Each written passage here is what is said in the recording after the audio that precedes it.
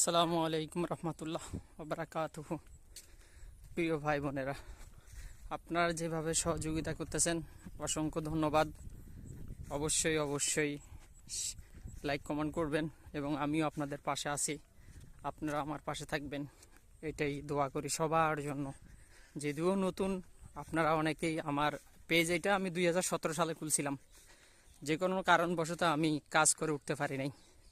এখন সবারই কাছে আমি দোয়া চাচ্ছি এই পেজটার জন্য। অবশ্যই অবশ্যই সবাই সহযোগিতা করবেন, ইনশাআল্লাহ আমিও আপনাদেরকে সহযোগিতা করব। দেখেন গ্রামের ভিউ, খুব সুন্দর গ্রামের ভিউ দেখাচ্ছি।